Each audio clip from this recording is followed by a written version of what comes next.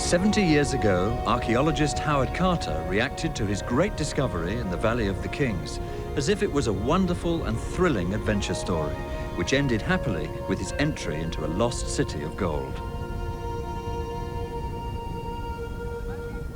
But was the ending really so happy?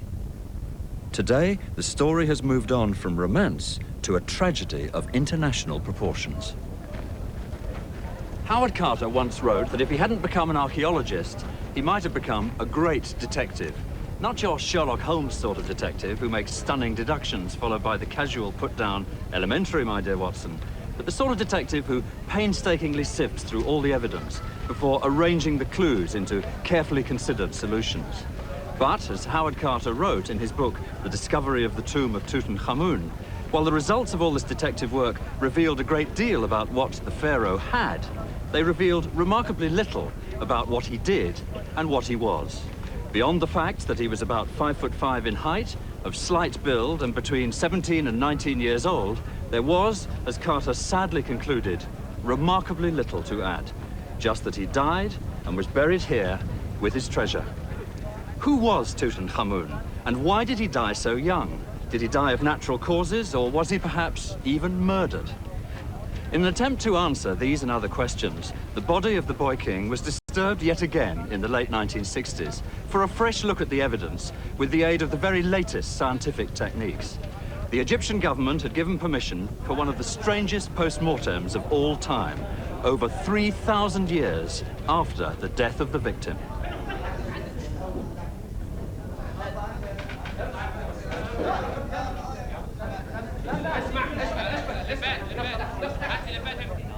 In December 1968, Professor R.G. Harrison, a British anatomist who'd specialized in forensic work, and a team of medical scientists reopened the gilded coffin. In chaotic conditions, watched by tourists who couldn't believe their luck, they were to conduct for the first time an X-ray examination of Tutankhamun's pathetic skeletal remains for evidence of his age, his parentage, his mummification, and the cause of his death. Professor Harrison found the mummy laid out on a sand tray exactly as Howard Carter had left it in autumn 1926. And the first thing he discovered was its appalling condition. The mummy had not been rewrapped, though Carter claimed it had been. Connections perceptible from the remainder of the body. This, I would presume, is preserved material.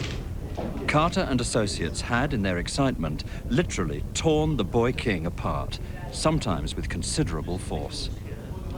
The pharaoh's head, limbs, and torso had all been broken off, his ears had been snapped in half, and his erect penis was missing.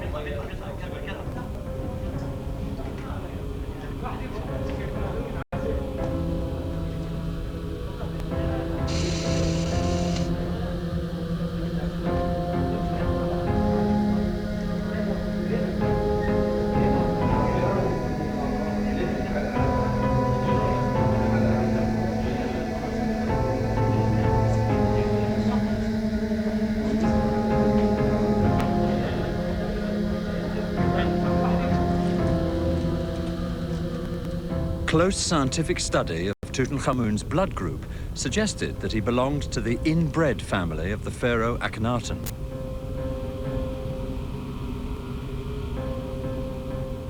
Tutankhamun may well have been Akhenaten's son and his son-in-law, both at the same time, because Tutankhamun married his own half-sister. Inbreeding of this kind was in fact not uncommon in ancient Egypt.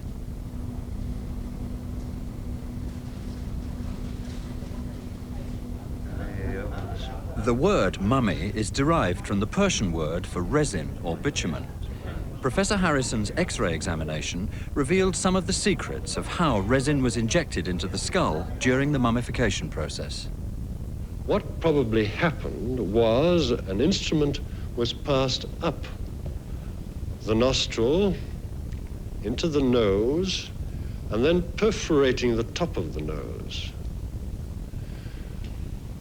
This has dislodged a small piece of bone from this region of the skull, And the piece of bone can be seen here quite clearly.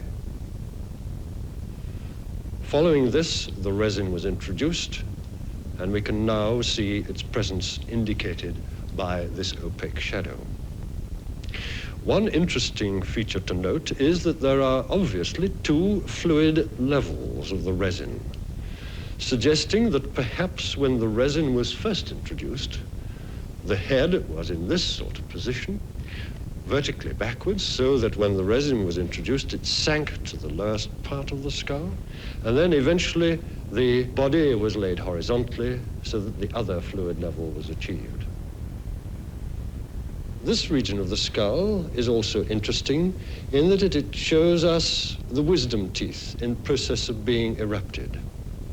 And this, of course, puts the age of Tutankhamun at death in the range 18 to 20. And other features that we can see in examination of the remains of Tutankhamun also confirm this age at death. If we look at the X-ray of the chest of Tutankhamun, we can also see that the vertebrae in his backbone are quite normal. And if one examines the top and bottom of each vertebra, one can see that there is a very dense line indicating the integrity of this part of the vertebra. This is the first thing to be destroyed when a person has very severe TB. This would indicate that Tutankhamun did not die from severe TB, as some people have thought.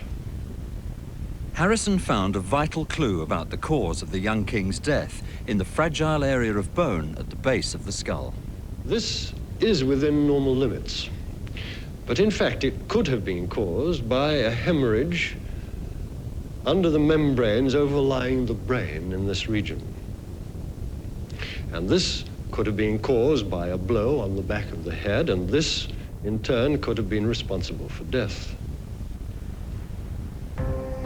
So, was it murder, with King Tutankhamun killed in some political coup or palace intrigue? Or did he bang his head in some accident, perhaps falling from his chariot while hunting? Even after the post-mortem, the case remains unproven. Finally, the royal body, or what was left of it, was reassembled on its sand tray and put back.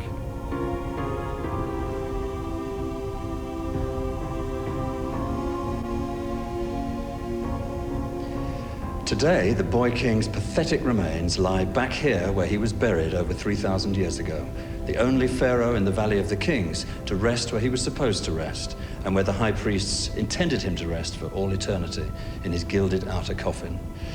And what of recent developments in the story of the excavation and the treasures? Well, Howard Carter has been transformed into Indiana Jones, American archaeologist and raider of the lost tombs.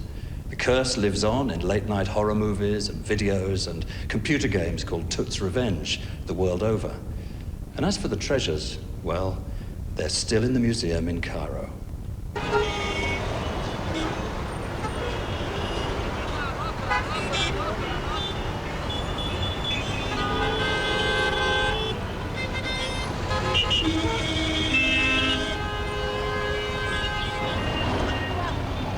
The Egyptian Museum Cairo was designed by the French in 1902 and has long outlived its usefulness as a workable museum.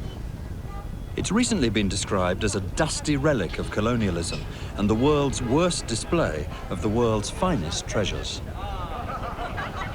The contents of Tutankhamun's tomb are still exhibited in display cases dating from Howard Carter's time, with labels you can hardly read, in an atmosphere more akin to a railway station than a national museum.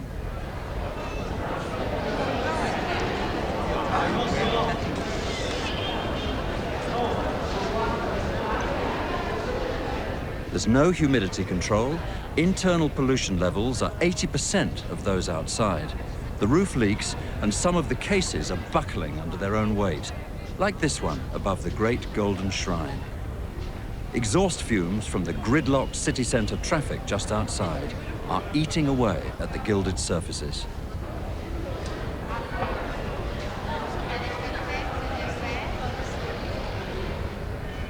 We found evidence of water leaking through an open window onto a display case below, which in turn was leaking onto the magnificent jewelry once worn around Tutankhamun's neck. If anyone tried to move this piece, it would now disintegrate. For many years, there's been talk of a refurbished gallery or an extension or even a special new museum. It's become a race against time. Meanwhile, despite the display, the sheer quality of the exhibits continues to stun the international tourists who visit every day. What can I say? The most beautiful thing in the world. You get a funny feeling, I did anyway, just looking at the things. So impressive, I can't believe it. Oh, it's beautiful. Yeah, it's just great. What I especially loved was all the jewelry and the necklace and everything. It's amazing and it's unbelievable. We got permission to go behind the scenes to the cramped conservation department of the museum to see for ourselves urgent repair work on two of the best-known treasures of the tomb.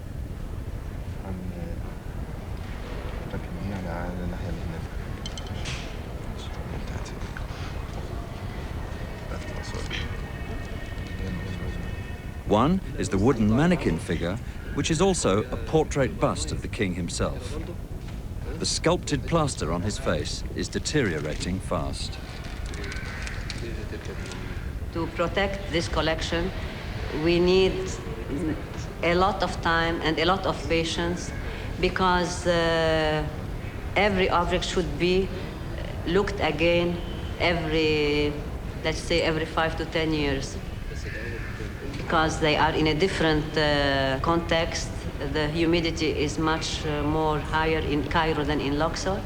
Besides the fact the pollution is everywhere. We work very quietly. We have certainly among the best restorers in the world, and we don't make such publicity about it. The decay of the treasures is bad enough, but on this occasion, from what we saw, the remedy was to be even worse. A thin layer of soluble adhesive is being applied with a hypodermic needle between the plaster and the wood. The plaster is pushed back in place, but it cracks under the pressure.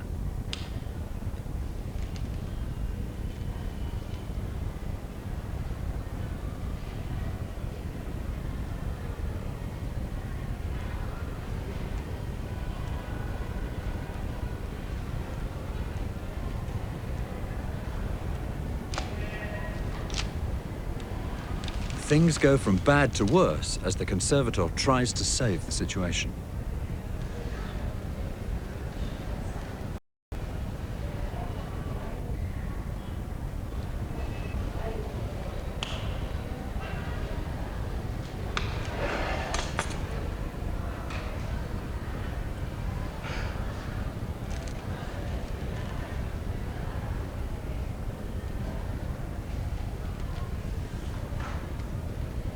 In the course of 2 minutes and with the best of intentions, more damage has been done than in the last 3,500 years. Multiply that by the sheer number of antiquities and monuments in Egypt, and you have a crisis.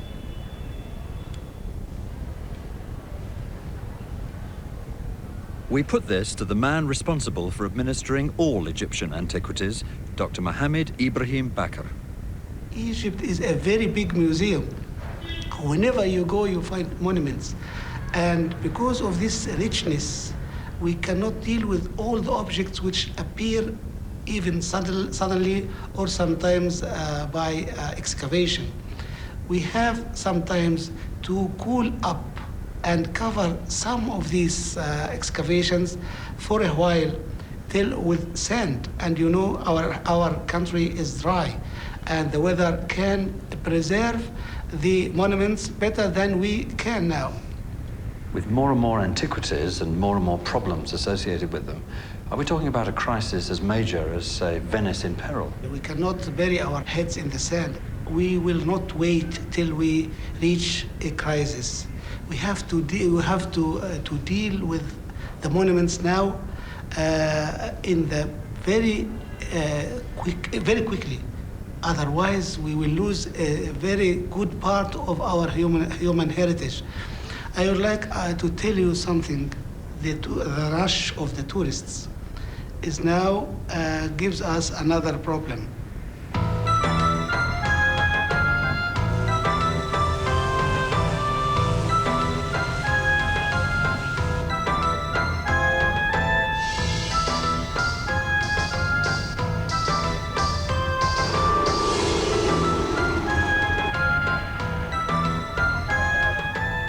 Every year, well over 1 million tourists come by trains and boats and planes to converge on the Valley of the Kings and to see for themselves the tomb of Tutankhamun.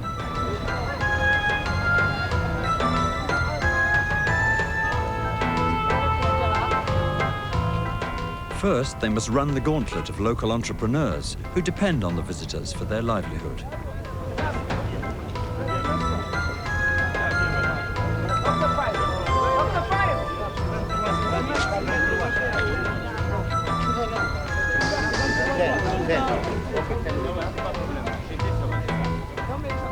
Unwittingly, the tourists are about to add to the destruction of the very things they have come to see. Everything for nothing.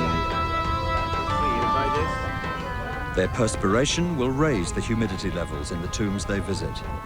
The roar of their tour buses, the crunching of gravel under their feet, and even their excited conversation as they discuss whether they bought something really old or not, will unsettle the ancient stones.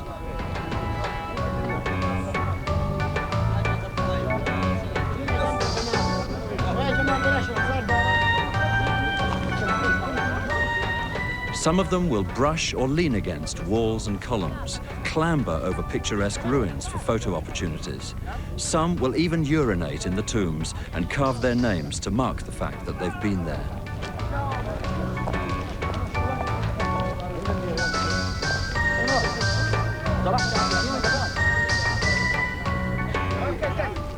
As a result of 70 years of this, since Howard Carter made his great discovery, when the tourists reach their destination, there will be little for them to see. The tomb of Tutankhamun, still advertised in brochures worldwide, has been closed to the public for nearly 3 years.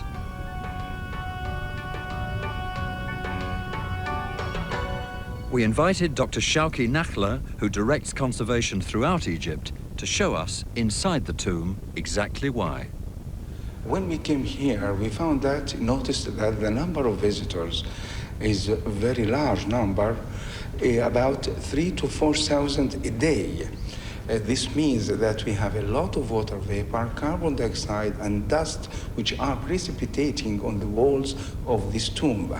And we noticed there is something wrong. What about these spots? And we took samples and we analyzed them in the university at Cairo. And then we found that there are many microorganisms, bacteria, fungi, which are very active. Then, what can we do for this tomb? If we leave it like that, perhaps we'll lose all the paints on it one day. In what ways do you think the international community can help? Is it expertise or finance? No, what we need, training of young Egyptian conservators and restorers, that's very important. We need materials. This is because we don't have a market for restoration materials in Egypt. We import everything from abroad. We need knowledge and experience in restoration for this material, because most of these materials are new materials, and we can't use any material like that for the restoration of a monument without having a lot of experience behind. Are the problems here characteristic of other tombs in the Valley of the Kings? We have problems in all the tombs in the Valley of the Kings, and we need the help of the international community in this field, really. Help is certainly needed. But the problem goes well beyond tourists and treasures.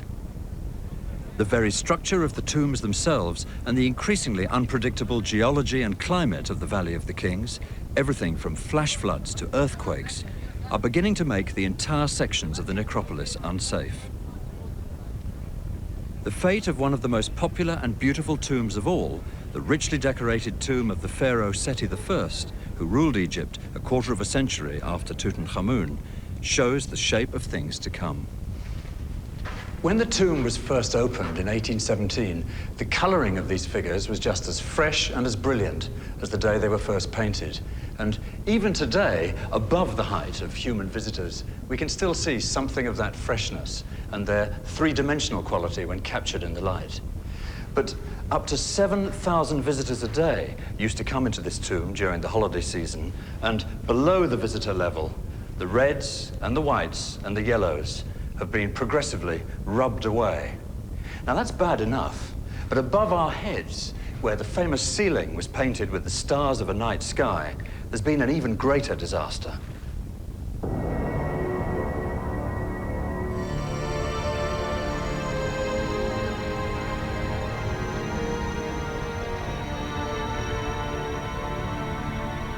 In the late 1980s, 3 square meters of plaster fell down. The consequence of increasing humidity and geological movement in the mountains above, followed by further roof falls 2 years ago. The result, currently being examined by conservators at Cairo University, is that this magnificent tomb of Seti I is now closed to visitors, and the burial chamber area may well have to be closed forever.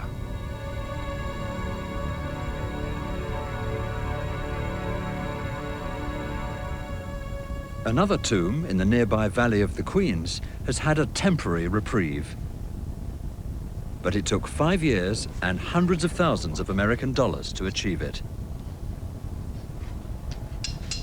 The conservation of 150 square meters of exquisitely painted wall reliefs in the jewel-like tomb of Queen Nefertari began in 1986 with an international team of experts led by highly skilled Italian conservators and funded by the California-based Getty Institute. The problem they faced was that water seeping through the limestone had formed salt crystals between the bedrock and the plaster, which in turn had pushed the plaster off the walls and made the paint crack and flake. This was partly because of the qualities of the rock itself, partly because of increased humidity throughout the Nile Valley, encouraged by the building of the Aswan High Dam and its unforeseen impact on the local ecology. The only solution was to remove the crumbling plaster section by section and chisel away at each individual salt crystal from the rock, a very time-consuming process.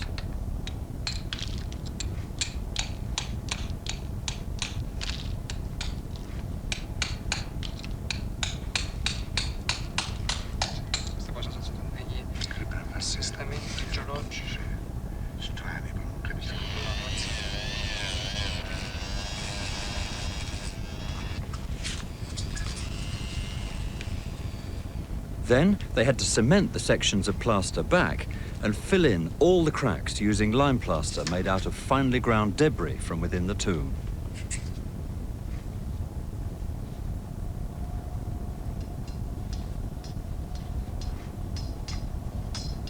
Lastly, the paintings themselves had to be restored, using watercolors which can be washed off in the future if need be.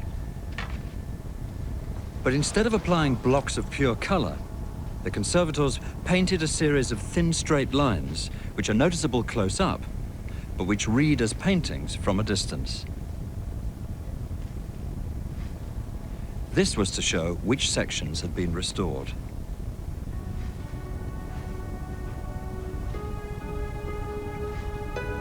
But even after all this work and expense, the basic problem remains. The limestone will continue to form salt crystals.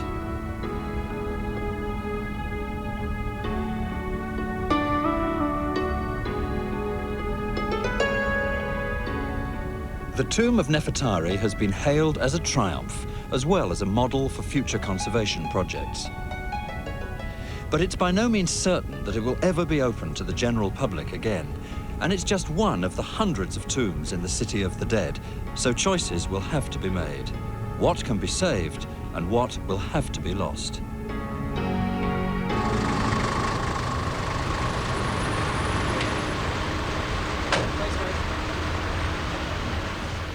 Back in London, and the heart of British Egyptology, the key question is, how can anyone, government official or archaeologist, make such agonizing choices. What are the priorities between preserving the greatest hits of Egyptian antiquities or preserving more mundane, or what might seem more mundane artifacts? In terms of conservation, I think it does need to be decided what is worth preserving and what can't be preserved. Egypt is one large archaeological site. By Egypt, I mean the Nile Valley, the Delta, the adjacent deserts. It's one enormous archaeological site. There's at least as much to come out of the ground as has already come out of that, I'm quite sure. And as a result, we have to be realistic. The resources are not available to conserve and preserve everything. There are far too many antiquities in Egypt, far too many tombs and temples and so on, to conserve them all. We therefore have to establish priorities. Do you think conservation is sufficiently well resourced at the moment? Probably not. And the answer to that? The answer to that is to gain funds, I imagine, from international bodies, perhaps bodies like UNESCO. Very rich institutions like the Getty Museum, who, to their credit, of course, have already made substantial contributions to the conservation of Egyptian antiquities. Is there a need for a more coordinated effort amongst the international community of archaeologists? Each country tends to do its own thing, archaeologically in Egypt. I mean, this has been the tradition. That is not to say that we don't speak to each other, we certainly do. But it's at informal gatherings rather than in a formal committee, let us say. I would say, given that the work done in Egypt is of a good quality, is of a high standard, I think we can, in the future, speak to each other more closely.